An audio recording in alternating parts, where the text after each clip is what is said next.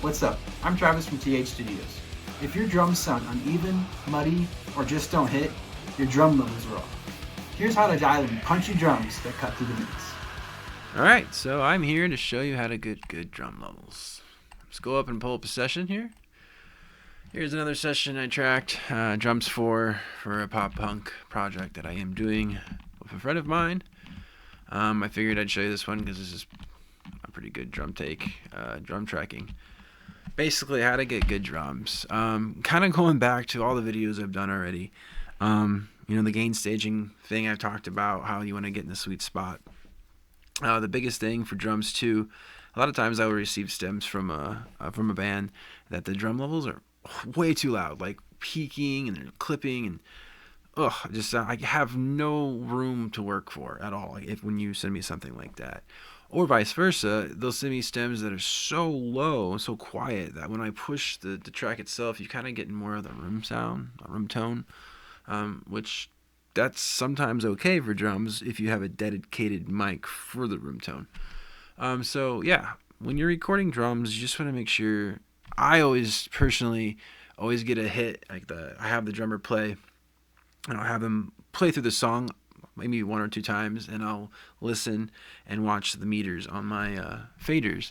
And I like to have the hits between -12 and no higher than -6. So right in that area is my sweet spot. And to be honest with you, that's kind of my sweet spot throughout the entire session for me. Depending on if you're trying to get dynamics, if someone's doing a vocal and you want to get more of the vibe or more of the breathiness stuff, then that changes a little bit. But when it comes to drums, you want a hard-hitting drummer that plays very consistent. Otherwise, it's a little harder to get that perfect sweet spot. Now, you may have an artist coming in and they are more dynamically a band, like if you get a country singer or a soul songwriter, and they're really playing with dynamics and feeling, then that's a little bit different. But if you want a good, solid drum takes, you definitely just want to get that sweet spot dialed in. It starts with just setting your preamp on your interface at a good level. Once you get a good set and a good level, everything else kind of just falls into place. Here, go ahead and take a listen to this song. I'm going to play it so you can kind of get the vibe.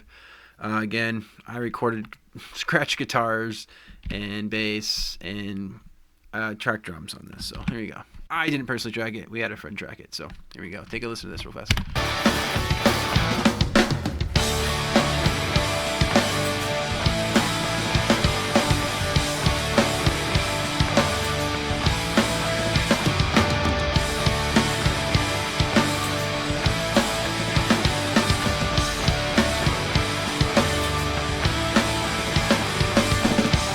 So yeah, you got the vibe of that.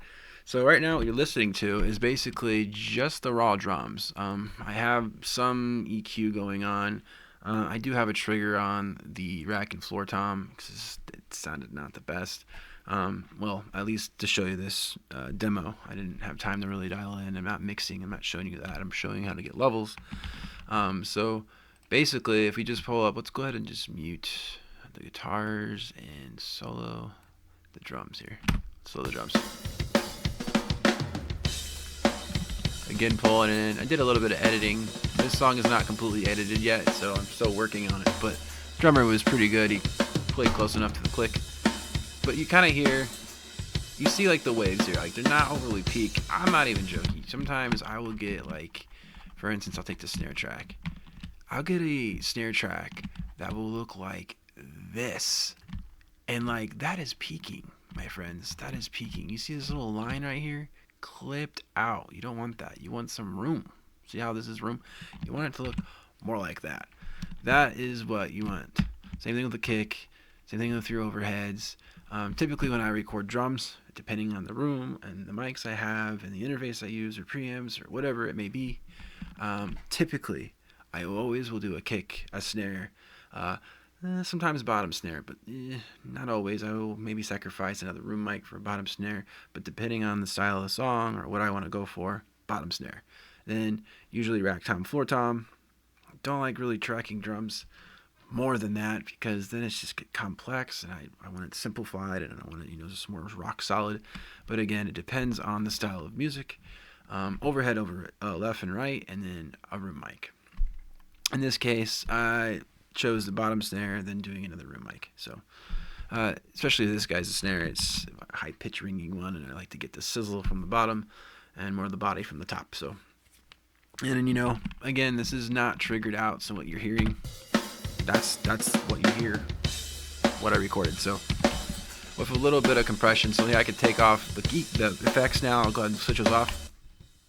It's super quiet now though, but if you listen, it's still pretty good level, right? Anyway, put those back on.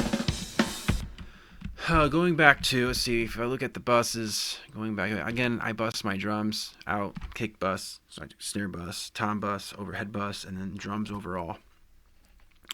Again, same thing with gain staging, and make sure nothing's peaking out. Usually if you get a good level from the start, then you don't have to adjust that as much. But in order to get good drum levels, you definitely want to hit that -6 between -12 spot consistently. If you usually from time to time when you see a drummer playing, you'll see a snare kind of peak over sometimes. Every once in a while it's fine. That's the whole point of compression. When you have a compressor and it hits that, it kind of ducks it down a little bit. Sometimes it makes it sound a little saturated, and that's kind of good for a snare drum. But again, that's just comes down to preference for mixing. So yeah, that's basically what you're looking for to get good drum levels. If you have any questions or comments, go ahead and post them down below. Thank you again.